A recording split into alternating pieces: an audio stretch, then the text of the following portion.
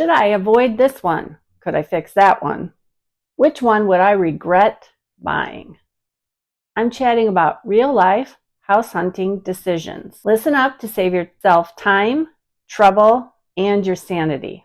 And of course, money. Hi, I'm Chak. I've worked in the real estate industry for over 30 years in 4 states. I've seen it all. Well, in real estate, I guess you can never say I've seen it all. But I have seen a lot.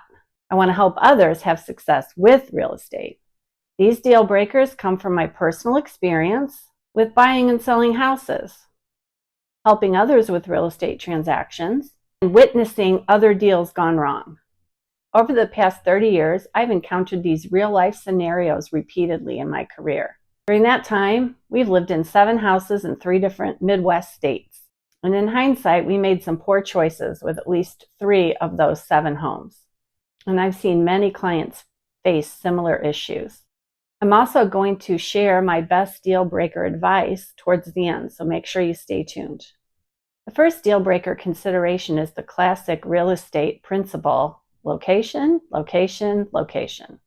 Since this is a never buy video, I'm talking flawed location, being near major railroad tracks, close to industrial or hazardous sites, or even bordering major roads or highways. So you could be looking at noise, safety concerns, and possible risks, even vibrations that may affect your daily life, especially if you work midnights and sleep during the day. Are there potential airborne hazards? These, along with negatively impacted property value and resale value. Certainly these break the location, location, location mantra for me.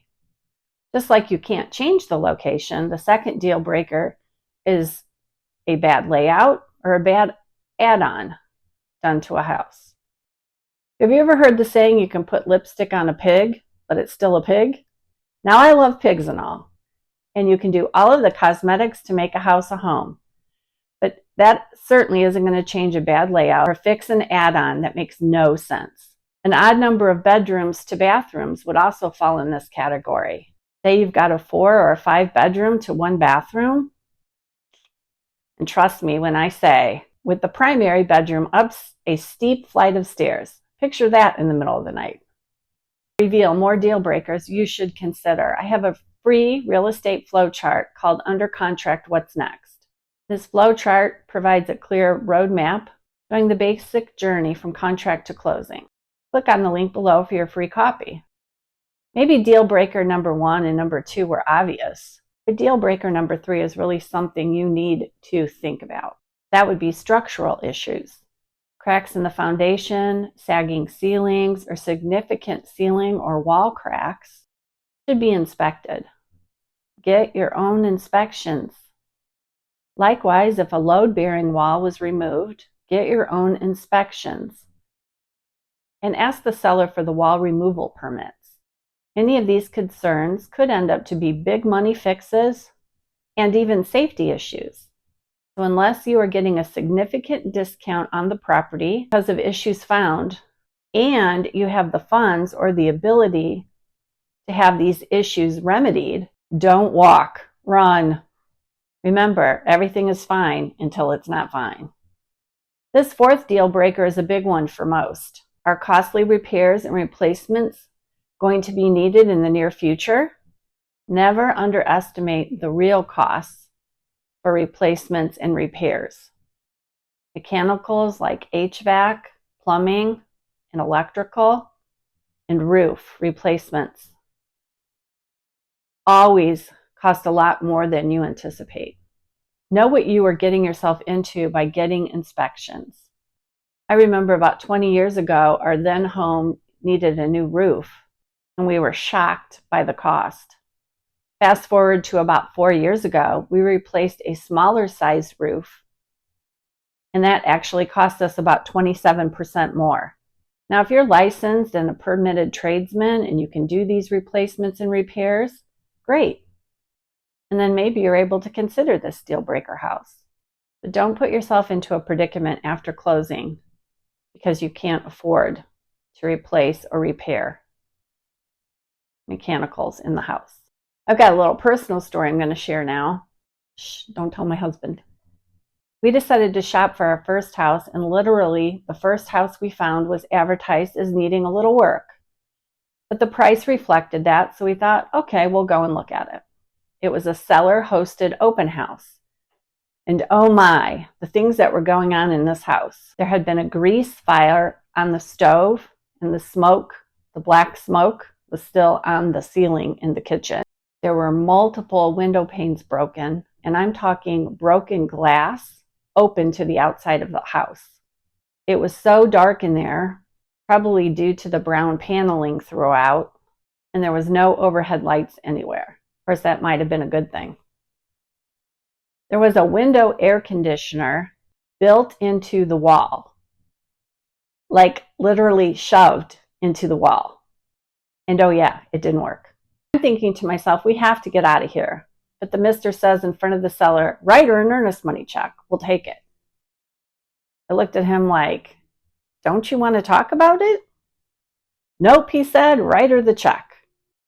The seller heard that and yelled to everyone else looking at the house, everyone out. The house is sold. I wrote the check and we walked back to the car. I was in shock. I said, what did we just do? Do you know how to do any of those repairs that the house needs? He replied, nope. My dad always wanted me to help him do house repairs, but I just wanted to be outside fishing. My reply was, my dad is going to... Yes, I edited that for this video. Turns out it was a really bad purchase. There was so much more behind the walls we couldn't even see. Like the dripping we heard in the bathroom, but could never find. Actually, we eventually did find it. We were replacing the aging linoleum on the bathroom floor and found the best growing root system you've ever seen.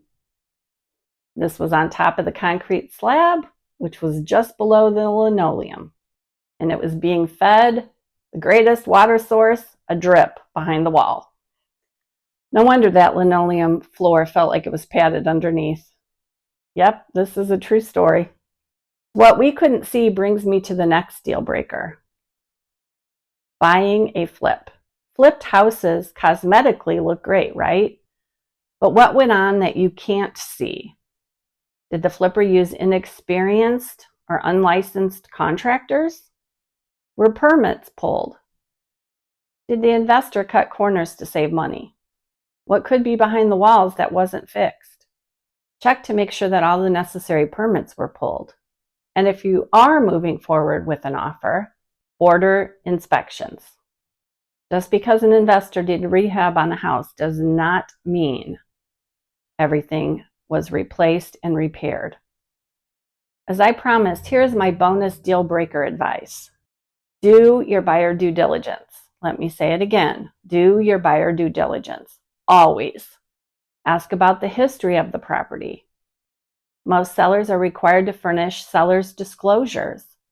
So ask for those and review those carefully.